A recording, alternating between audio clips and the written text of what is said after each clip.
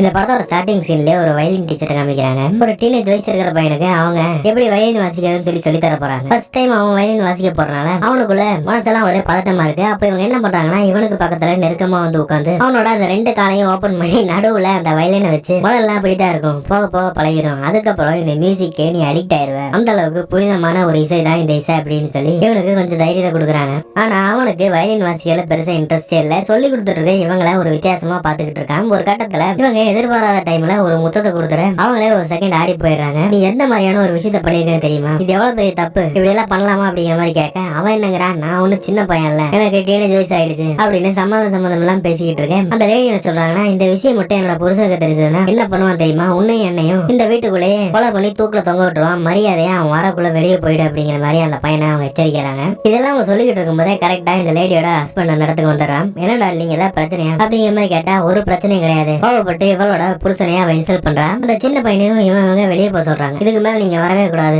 இவங்க நடந்ததெல்லாம் கொஞ்சம் வித்தியாசமா இருக்குன்னு சொல்லி அந்த புருஷன் பக்கத்துல வந்து அடுத்தவங்க முன்னால என்ன இன்னும் இன்சல்ட் பண்றதை நீ விடவே மாட்டியா, எப்பதான் திருத்த போறேன்னு சொல்லி இவளோட கழுத்துல அந்த வயலின் வாசிக்கிற அந்த ஸ்டிக்க வச்சு அழுத்துறான். அவன் என்ன சொல்றானா, என்ன நீ என்ன வேணா பண்ணிக்கோ, அந்த மியூசிக்கல் இன்ஸ்ட்ருமெண்டா உடச்சாத அப்படிங்கிற மாதிரி சொல்ல இவள கோவப்பட்டு கீழே தள்ளி விட்டு அந்த ஸ்டிக்கை தூக்கி இவங்க மூஞ்சில விட்டு வச்சுட்டு போறான். இதை நினைச்சு இவங்க கீழே படுத்து அழுதுட்டு இருக்காங்க. அப்படியே கட் பண்ணா அடுத்த சீனு இவங்க ஒரு இடத்துக்கு வந்திருக்காங்க. ஏதோ ஒரு வீட்டுக்கு வந்திருக்காங்க. எங்கன்னு பார்த்தா இப்போ ஒரு சின்ன பையனை வெளியே அனுப்பியிருப்பாங்கல்ல, அவனோட வீட்டுக்கு தான் வந்திருக்காங்க. அவனுக்கே ஒரு ஆச்சரியம் தான், இவன் எதுக்கு இங்க வந்திருக்கான்னு சொல்லி பார்த்தா அவங்களோட முகத்துல அந்த புருஷன் ஒரு கோடு போட்டு விட்டான்ல, அந்த காயம் இருக்கு. அதை பார்த்ததுமே இவன் ரொம்பவுமே கோவப்படுறான். உங்க புருஷன் தான் இப்படி பண்ணா, அவனை நான் என்ன பண்ண போறேன் பாரு அப்படிங்கிற மாதிரி கோவப்பட்டு அவன் போக பார்க்க இவங்க வேணான்னு சொல்றாங்க. நான் இங்க எதுக்காக வந்திருக்க தெரியுமா, அதுக்காக இல்ல, நாம ரெண்டு பேரும் அதை விட முக்கியமான ஒரு விஷயத்தை பத்தி டிஸ்கஸ் பண்ண போறோம்னு சொல்லி இவங்க கூட அவங்க கொஞ்சம் ரொமான்டிக்கா இருக்க பார்க்க இப்பதான் ஏதோ பண்ணலாம்னு சொல்லி ஆரம்பிச்சிருக்காங்க. கரெக்டா வீட்டு காலிங் பெல் அடிக்கிற சத்தம் கேட்குது. யாருன்னு பார்த்தா இந்த பையனோட அம்மா தான் வந்திருக்காங்க. உடனே இவங்கள ஒரு இடத்துல கொண்டு போய் ஒளிஞ்சு நிக்க சொல்றாங்க. அவன் உள்ள வந்ததுமே அங்க இருக்கிற பொருள் எல்லாம் கலைஞ்சிருக்கிறத பாக்குறாங்க. என்ன நடந்துச்சு, யாரு வந்தா, மரியாதையா என்கிட்ட உண்மையை நீ சொல்லி ஆகணும் அப்படிங்கிற மாதிரி கேட்க அவன் எதுவுமே பேசாம அமைதியா இருக்கான். ஒரு லேடி அந்த பக்கம் திரும்பி நின்றுட்டு இருக்காங்க. யாரு இவ,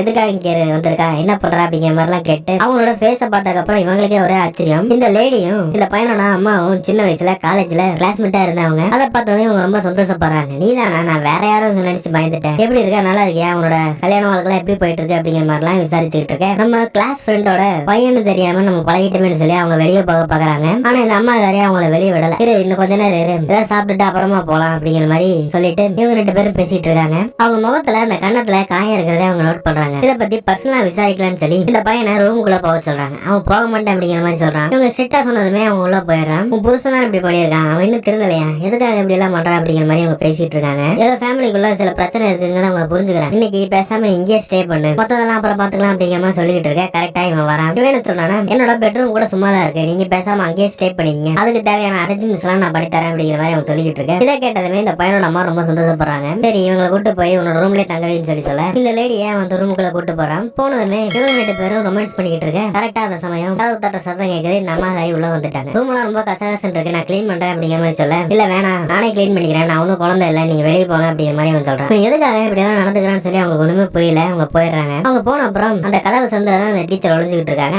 அது அரைகுறையா ட்ரெஸ் போட்டுக்கிட்டு அங்க வர என்ன சொல்றானா, நம்மளோட இந்த ரிலேஷன்ஷிப் எல்லாம் கடைசி வரை கண்டினியூ ஆகாது, உங்க அம்மா உன்னை அதுக்காக விட்டுருவாங்கன்னு சொல்லி நினைக்கிறியா, வாய்ப்பே கிடையாது, அதே மாதிரி என்னோட புருஷனும் இதெல்லாம் தெரிஞ்ச சும்மா இருக்க மாட்டான் இப்படிங்கிற மாதிரி ஒரு அட்வைஸ் பண்ணிட்டு இருக்காங்க. ஏதோ இப்போவாது அவளுக்கு அறிவு வந்துச்சு. ஆனா இவன் அதெல்லாம் கேட்கற மாதிரி இல்ல. இவன் என்ன சொல்றானா, அப்படியெல்லாம் கிடையாது, நம்மள யாராலும் பிரிக்க முடியாது அப்படிங்கிற மாதிரி ஓரா பேசிக்கிட்டு இருக்கேன். நான் கூட அந்த லேடி திரும்பிட்டாங்க அப்படிங்கிற மாதிரி நினைச்சேன். ஆனா அவங்க திருந்தல. இவனை திரும்பவுமே முத்தம் கொடுத்துக்கிட்டு இருக்க. கரெக்டா அந்த கண்ணாடி வழியா இந்த பையனோட அம்மா அதை பாத்துறாங்க. அவங்களுக்கு ஒரே ஷாக், இப்படி எல்லாம் நடக்குமா, இவள நல்லவன் சொல்லி வீட்டுக்கிட்ட விட்டா நம்ம பையனையே கெடுக்க பாக்குறாளேன்னு சொல்லி இதுக்கு ஏதாவது ஒரு முடிவு வரணும்னு சொல்லி அவங்க யோசிக்கிறாங்க. இந்த பையனும் அவனோட ரூம் லாக் பண்ணிட்டு வெளியே வரான். கரெக்டா இவனோட அம்மா அங்க வந்து நின்றுட்டு இருக்காங்க. நம்ம வீட்டுக்கு ஒரு கெஸ்ட் வந்திருக்காங்க, அவங்க உன்னதான் பார்க்க வந்திருக்காங்கன்னு சொல்லி கூப்பிட்டு ஒருத்தர காமிக்கிறான். யாருன்னு பார்த்தா இந்த லேடியோட புருஷன் தான் அங்க வந்திருக்கான். அவங்க கிட்ட இவங்க ரெண்டு பேத்தையும் பத்தி அவங்க கம்ப்ளைண்ட் பண்ணிருக்காங்க. இவங்க ரூமுக்குள்ள என்னெல்லாம் பண்ணிட்டு இருந்தாங்க அப்படிங்கறத இவங்க பாத்துருப்பாங்கல்ல, அதெல்லாம் இவங்க கிட்ட சொல்லி உன்னோட பொண்டாட்டி என்னோட பையனை தப்பான வழியில கொண்டு போக பாக்குறான், இப்படியே இருந்தா தேவையில்லாத பிரச்சனை எல்லாம் வந்திருக்கும், நீ அவளை கண்ட்ரோல் பண்ணி வை அப்படிங்கிற மாதிரி எல்லாம் பேசிக்கிட்டு இருக்க. அவனும் இவனுக்கு அட்வைஸ் பண்ண பாக்குறான், உன்னோட லைஃப் தான் ஸ்பாயில் ஆகும், நீ இப்படியே இருந்தா இது உனக்கு தான் பிரச்சனை அப்படிங்கிற மாதிரி எல்லாம் சொல்லிக்கிட்டு இருக்கேன். அவன் அதெல்லாம் கேட்கற மாதிரி இல்ல. கூடவே அவளை இப்ப வெளியே வர சொல்லு, நான் கூட்டிட்டு போறேன் அப்படிங்கிற மாதிரி இந்த புருஷன் சொல்ல இவன் அவன் பாக்கெட்ல வச்சிருக்க அந்த சாவியை தூக்கி வீசிடுறான். நீ முடிஞ்சா உன் பொண்டாட்டிய போய் கண்டுபிடிச்சுக்கோ அப்படிங்கிற மாதிரி சொல்ல அந்த கதவை ஓபன் பண்ணி பார்த்தா உள்ளுக்குள்ள யாருமே இல்ல. அந்த ஜன்னல் திறந்திருக்கு. அவ ஆல்ரெடி அங்க இருந்து எஸ்கேப் ஆயிட்டா. அவளோட அந்த ட்ரெஸ் மட்டும் தான் இருக்கு. அந்த ட்ரெஸ்ஸை கொண்டு வந்து